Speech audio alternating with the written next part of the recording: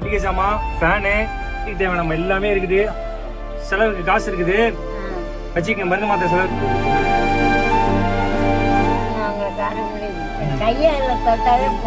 அப்படியா? நீங்க சந்தோஷமா?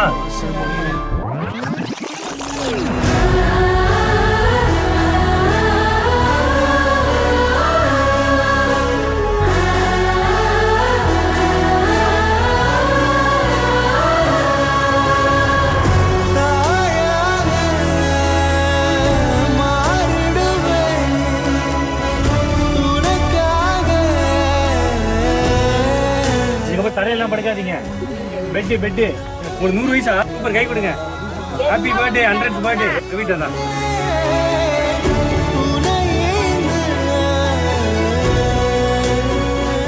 அவ்வளவுதான் இல்ல, அன்பு ஒண்ணுதான் இந்த உலகத்தையே கட்டி ஆளுது.